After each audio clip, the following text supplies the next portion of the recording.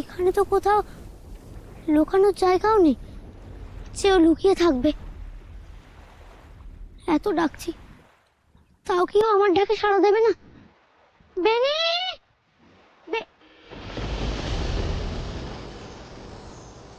এ তো বেনির পায়ের ছাপ। এই পায়ের ছাপ দেখে তো মনে হচ্ছে ও নদীর দিকেই এসেছে। তবে কি ছেলেটা নদী পার করে চলে গেল? যাত্রা দলের নৌকোতেও তো দেখলাম না বেনিকে। এখন তো নদীতে কোনো নৌকোও নেই। বেনির কাছে পারানির করেছিল না, তাই হয়তো নৌকাতে উঠতে পারেনি। কিন্তু যদি সাঁতরে পার হয়, এত বড় নদী ও সাঁতরে পার হবে কি করে? ও তো আমারই মতো একটা ছোট ছেলে। মাঝ নদীতে গিয়ে যদি ওর দম ফুরিয়ে যায়। না না, মা কালী, তুমি ওকে রক্ষা করো মা, রক্ষা করো।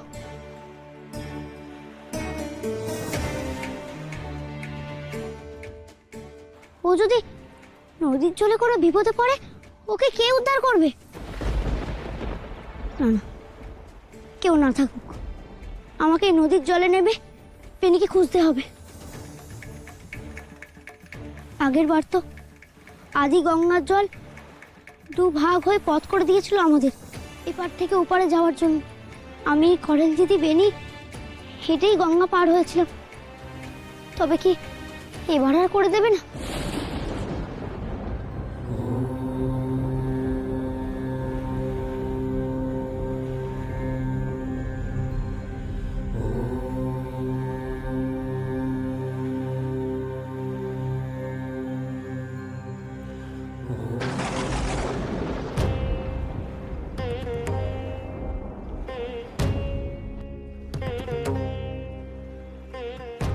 এই নদীর জল পথ করে দিচ্ছে না কেন? তবে এত বড় নদী আমি কি করে পার হব?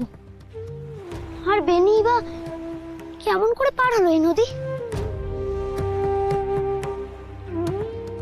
মা ছাড়া কি পার হতে কেউ পারে রে? মায়ের হাত ধরে আসে, তার হাত ধরেই যেতে হয় সবাইকে।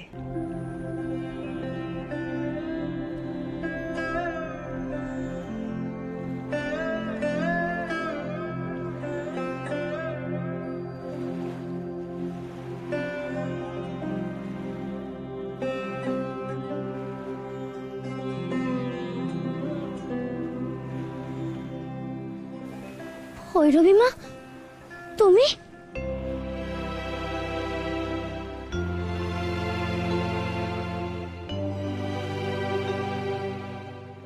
ভৈরবী মা, আমি এখনো বেনিকে খুঁজে পেলাম না গো।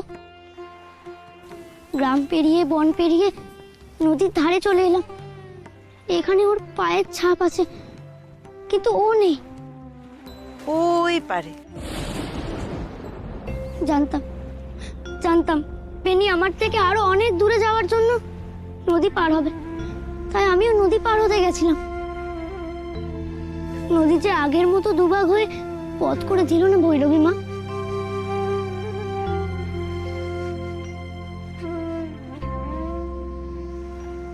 কি তুমি হাসছো? আমার বেনি হারিয়ে গেছে আর তুমি হাসছো?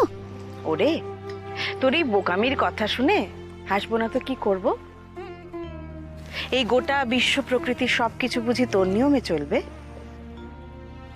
তোর ইচ্ছে চন্দ্র সূর্য উঠবে, তোর ইচ্ছে নদীতে জোয়ার ভাটা হবে। আমরা এই জগৎ সংসারের অংশ, নাকি জগৎ সংসার আমাদের অংশ? অত শক্ত কথা আমি বুঝি না ভৈরবী মা। তুমি শুধু আমায় বলে দাও বেনিকে আমি কেমন করে পাবো? এই নদী বা পার হবো কেমন করে? তুই আগের বার নদী পার হতে পেরেছিলি কেন জানিস? কেন? কারণ মা চেয়েছিলেন তোরা তার কাছে আয়, তাই নদীর জল ভাগ হয়ে তোদের পথ করে দিয়েছিলেন। আর আজ তুই তার সঙ্গে দেখা না করে উল্টো পথে চলেছিস। কেন কেন তিনি পথ করে দেবেন? তার অভিমান হয় না বুঝি? এমন করে তো ভেবে দেখিনি ভৈরবী মা। মা অভিমান করেছে? করতেও তো পারে। তবে মায়ের অভিমান আমি ভাঙাবো কেমন করে? আর আমি যে ওই শ্মশানে দাঁড়িয়ে বলে এলাম বেনিকে নিয়ে তবেই আমি মায়ের কাছে যাব। মা অভিমান করে মুখ ফিরিয়ে থাকলে আমি যে কিছুতেই বেনির খোঁজে ওপারে যেতে পারবো না। হবে বাছা, সব হবে। তাই তো আমি ছুটে এলাম। আমি তোকে ওপারে পৌঁছে দেব। আমার ভেলায় ওর দিকে নি, আয়।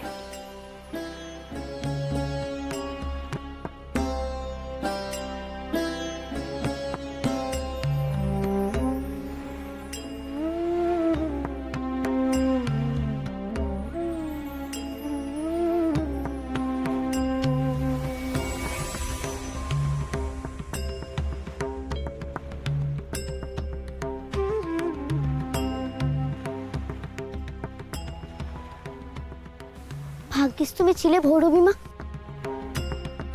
আমার মন বলছে বেনিকে আমি খুঁজে পাবোই।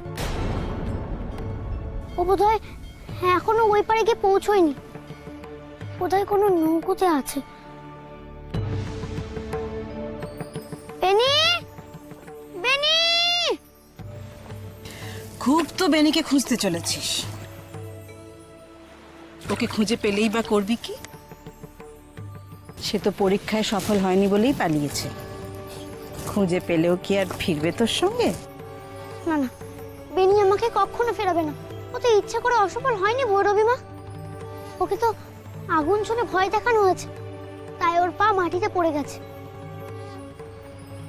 গুরুদেব তো বলেছেন লজ্জা ঘৃণা ভয় 3 থাকতে নয়। সে বাছা আমায় বলে কি হবে? আমি তো জানি। বেনি কি জানে? জানতেই হবে। বেনিকে ওর ভয় জয় করতেই হবে। তোকে যে ভয় জয় করা শিখতে হবে বেনি, সে শুধু সাধনার অঙ্গ নয়, জীবনে চলার পথে ভয়কে জয় করতে হয়। তুই দেখছি ভারী বীর পুরুষ, পরীক্ষায় উত্তরতে না পারে এবার পালিয়ে চলে এলি। বলছি তোর এত ভয় কিসের? আমি তো যা করেছি লোকনাথের জন্য, নিজের জন্য তো কিছু করিনি। সত্যি কি তাই বেনি? নাকি ওই অজুহাতে পালিয়ে আসা সম্ভব, তাই তুই পিছু হটলি? না না, বিশ্বাস করো, আমার যত ভাই লোকনাথকে নিয়ে। আমি পারিনি বলে ও পারবে না, সেটা কি হতে যাওয়া যায়? তা ও পেরেছে বলে তুইও পারবি এমন মনের জন্য নেই কেন তোর? আচ্ছা, আমি যে ভীতু তা কি আমার মুখ থেকে বোঝা যায় গো? কেন শুনি? তোর মুখ দেখে কেউ কি বুঝেছিল যে তুই ভীতু? হ্যাঁ গো, না হলে আমার পায়ের দিকে তাক করে ওই তান্ত্রিকরা কেন জ্বলন্ত কাজ ছুড়ল? কই, লোকনাথের দিকে তো সরেনি। বটে, দুনিয়াটাই এমন রে বেনি। শক্তের ভক্ত, নরমের জম, বুঝতে পেরেছিস? গুরুদেব তেমনটাই বলতো। সেই যে আমরা চণ্ডীপুরে গেলাম, ভূত চষি রাখলে লোকনাথ একা জঙ্গলে ঢুকে ধ্যান করেছিল, আর আমি ভয়ে পালিয়ে এসেছিলাম। লোকনাথ একটুও ভয় পায়নি? না, রামপ্রসাদ কাকা গিয়ে গান গেয়ে ওর ধ্যান ভাঙিয়ে তারপর নিয়ে এসেছিল। সেই থেকে আমি জানি, আমার মুখ থেকে সবাই বুঝতে পেরে যায় আমি ভীতু। এই দেখ, ফের তুই ভয় পাচ্ছিস। মন দুর্বল করিস না বাছা। তুই কি ভগবানকে ভয় পাস? ভগবান তো ভালো, ভয় পাবো কেন? যদি তুই এই কথাই মেনে থাকিস, তাহলে ভগবান তোকে সব বিপদ থেকে রক্ষা করবে। তাহলে কাউকে আর ডরাবি কেন? ভগবান তোর মনের মধ্যে আছে, তার উপর বিশ্বাস রেখে তোকে ভয়কে জয় করতে হবে। বুঝলি বাছা? জানো ভৈরবী মা, বেনির না সবকিছুতে একটু বেশি বেশি ভয়। যখন নদী পার করে আমরা কালী মায়ের কাছে যাচ্ছি তখন ওর ভয়, যখন আমরা তান্ত্রিকদের কাছে তখন ওর ভয়। ওর মুখ দেখলেই বোঝা যায় ও সবকিছুতে বেশি বেশি ভয় পায়। মনে ভয় নিয়ে কি কোনো সাধনাতেই সফল হওয়া যায় রে? ওই তান্ত্রিকরা ওকে কঠোরভাবে যা বুঝিয়েছে, ভয় না কাটাতে পারলে একদিন হয়তো এই জগৎ সংসার ওকে আরো অনেক ভয় দেখাবে, তখন কোথায় পালাবে ও? তাই এখনই মন থেকে ভয় দূর করার একমাত্র সময়। এটাও তো সাধনারই অঙ্গ। জানি তো, কিন্তু ওর যে ভয় কিছুতেই কাটে না। তবে আর ওকে খুঁজতে চললি কেন? ভয় না কাটালে তো তান্ত্রিকের দল বেনিকে মন্দিরে প্রবেশাধিকার দেবে না। তার চেয়ে চলে গিয়ে ভালোই হয়েছে। না না, ও কথা বলো না মা, ও যে আমার প্রাণের বন্ধু। গুরুদেব বলতেন বেনি আমাকে অনুসরণ করে, তাই ও পরীক্ষায় অসফল হলে সে দায়িত্ব আমারও। সেই জন্যই আমাকে বেনির পাশে থাকতে হবে, যাতে ও ভয়কে জয় করতে পারে। সে তো বুঝলাম, কিন্তু কে শেখাবে শুনি? তুই তুই ওর গুরু হবি? আমি কেমন করে গুরু হব? আমার গুরু নেই বলে আমি নিজেই ভয় মরছি। আর যদি গুরুদেব আমাদের সাথে থাকতো, বেনির ভয় দূর করার একটা উপায় গুরুদেব ঠিক বের করতো। বলো।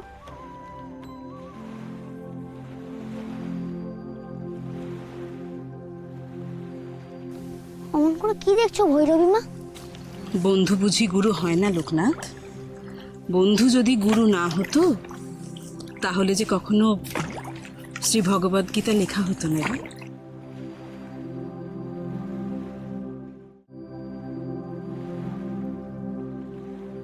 কৃষ্ণ অর্জুনের বন্ধু ছিল না? তবুও কি যুদ্ধক্ষেত্রে গিয়ে কৃষ্ণ অর্জুনকে শিক্ষা দেয়নি? কৃষ্ণ যে পাণ্ডবদের বন্ধু আর গুরু দুই ছিল রে। তবে তুই কেন শুধু বন্ধু হয়ে থাকবি? গুরু হয়ে বেনিকে শিক্ষা দে, সাহস দে, ভয়কে জয় করতে শেখা। তবেই দেখবি কৃষ্ণার্জুনের মতো তোদের জুটিকে চিরকাল মানুষ মনে রাখবে।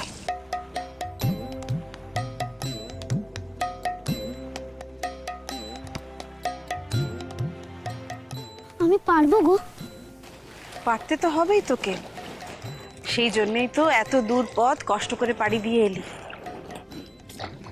নে, এবার নাম দেখি ভেলা থেকে। আমি একা যাব, তুমি যাবে না? আমি তোকে এপারে পৌঁছে দেব বলেছি, সঙ্গে যাব তো বলিনি। এখন থেকে যে লড়াইটা শুরু হয়েছে সেটা তোর একার লড়াই লোকনাথ। মায়ের নাম করে সেই লড়াই তোকে একাই লড়তে হবে। আমি আবার তোমায় কোথায় খুঁজে পাবো? কালীঘাটের মন্দিরে। আমি সেখানেই তোর জন্য অপেক্ষা করব। ভুলে যাস না, তুই কিন্তু আমাকে কথা দিয়েছিলি জগতের সমস্ত মেয়েদের প্রবেশাধিকার তুই করে দিবি। আমি তোর হাত ধরেই ওই মন্দিরে প্রথম ঢুকব।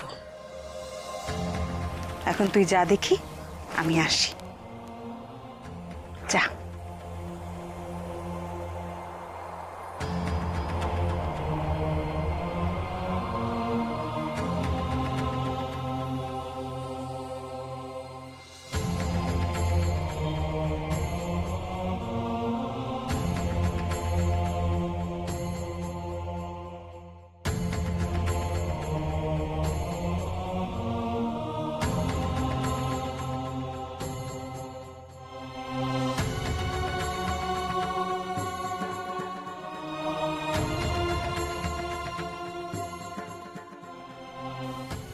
এখন আমি বেনিকে কোথায় খুঁজি?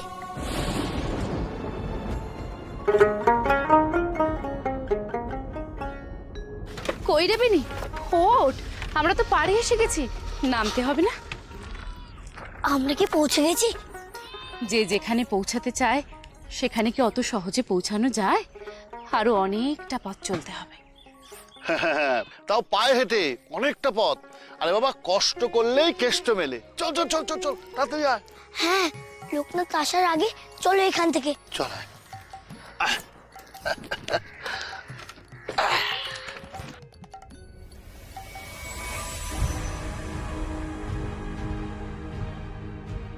এখানে আমি তোকে কি করে খুঁজবো বলতো বেনি? কাউকে তো দেখছিও না যে জিজ্ঞেস করব। এভাবে তুই কেন পালিয়ে বেড়াচ্ছিস বলতো? আমি এখন এখানে তোকে কি করে খুঁজবো?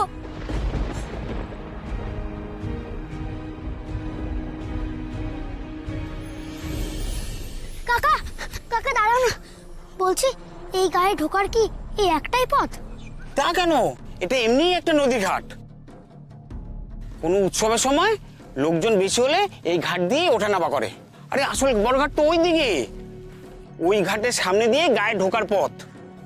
বেনি হয়তো ওই বড় ঘাটেই নেমেছে, কিন্তু ও যদি ঘাট থেকে নেমে চলে যায়, এত দূরে এসেও ওকে কি আমি ফিরিয়ে নিয়ে যেতে পারবো না? তুমি কাউকে খুঁজছো ছোট সন্ন্যাসী? হ্যাঁ গো, আমার বন্ধু বেনি হারিয়ে গেছে। সে আমার মতনই একজন সন্ন্যাসী। তাকে তুমি দেখেছো? গ্রামের দোল উৎসবে যাত্রা হবে বলে ঘাটে অনেক নৌকো ভিড়েছে। আরে কত মানুষ আসছে, সবাইকে কি মনে রাখা যায়? তুমি ওদিকে গিয়ে দেখো, হ্যাঁ তোমার বন্ধুকে পাও কিনা। আমি যাই, আমার দেরি হয়ে যাচ্ছে। হ্যাঁ যাও যাও। সেই ভালো, বড় ঘাটে গিয়ে একবার দেখি, ওখানে বেনিকে পেলেও পেতে পারি। বেনি, তুই এখানে আছিস ভাই? বেনি, এ কি? এটা তো যাত্রা দলের নৌকো বলে মনে হচ্ছে, কিন্তু সব নৌকো লোকজন কোথায়? কাকা, ও কাকা, বলছি নৌকোর লোকজন কোথায় গেছে? গায়ের ভেতরে গেছে, দোলের বড় যাত্রা হবে যে। ওই শিব ঠাকুর সাজে লোকটা তো বলেছিল বেনিকে দেখেও থাকতে পারে। তারা যখন এই ঘাটেই নেমেছে তখন তাদেরকে একবার শুধরে হয় না? আমার মন বলছে ওদের কাছে বেনির হদিশ আমি পাবো। ও কাকা, যাত্রা দলের লোকেরা গায়ের কোথায় উঠেছে জানো? ওই নাট মন্দিরের পাশে পান্থশালাতেই সব দল ওঠে। এরাও বোধহয় সেইখানে উঠেছে। যাও গিয়ে দেখো। বেশ, ঠিক আছে, তুমি আমার বড় উপকার করলে গো কাকা, আমি আসি।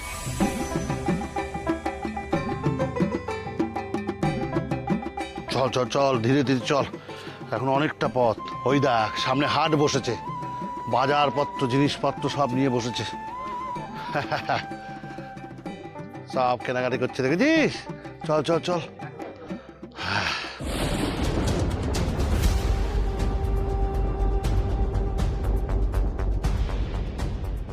হ্যাঁ, এই এই ধরো ধরো, এই দেখো দেখো দেখো, বেনি বেনি মাথা ঘুরে গেছে বোধহয়। এই এই জল জল হবে, চোখ খুল বাবা। জল দাও জল দাও জল দাও। হ্যাঁ দেখো। বেনি, বেনি কি হলো বাচ্চা? চোখ খোল বেনি।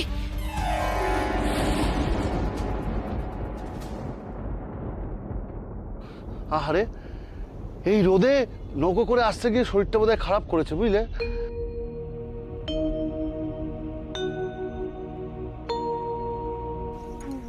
কি রে বাচ্চা, কি হয়েছিল তোর? জানি না, হঠাৎ করে মাথাটা কেমন করে ঘুরে গেল। তা মাথার আর দোষ কি বলতো? মাথা তো ঘুরবেই।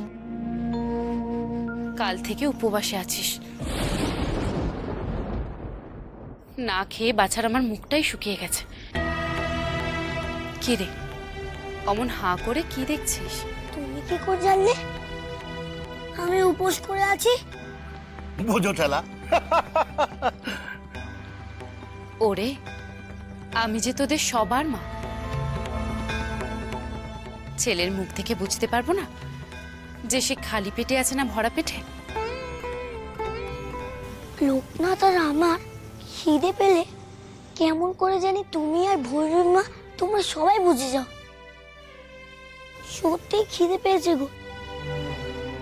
লোকনাথ তাও খেতে সইতে পারে, আমি যে তাও পারি না। তা পরীক্ষায় যখন উত্তরতে পারলি না, খেয়ে নিলি না কেন? তার আর সময় পেলাম কই, ছুটে চলে এলাম তো ওইখান থেকে। এ তো দেখছি উপোস না ভাঙলে শরীর খারাপ হবে। উপোস ভাববো? সেও যে উপোস করে আছে কাল থেকে। না না, লোকনাথ না খেলে আমি কিছুতেই খাবো না। হ্যাঁ, না খেলে চলবে কি করে? গিন্নি দেখো তো তোমার ভাড়ারে কিছু আছে কিনা। তোমার ভাড়ার তো কখনো শূন্য হয় না, দেখো কিছু না কিছু পাবে। দাও দাও দাও, ওকে দাও। না না না, লোকনাথ না খেলে আমিও খাবো না। বেনি, বেনি বেনি, বেনি কথা শোন বেনি। এই দেখো, এই, এই, এই, এই দেখো পড়ে গিয়েও লোকনাথকে স্মরণ করছে। তুই যখন তোর লোকনাথের সঙ্গে বন্ধুত্ব, তাহলে তাকে ছেড়ে এলি কেন বাবা?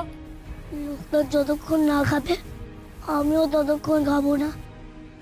আচ্ছা বেশ, আগে পান্থশালায় যাওয়া যাক, তারপরে না হয় এসব কথা হবে। আর তাছাড়া এখানে বসে বেশিক্ষণ কথা বললে যদি লোকনাথ চলে আসে, তখন তো আমাদের বেনি আবার মুশকিলে পড়বে। না না না, তাড়াতাড়ি চল এখান থেকে। ঠিক আছে, চল তাড়াতাড়ি চল এখান থেকে, চল চল চল চল চল।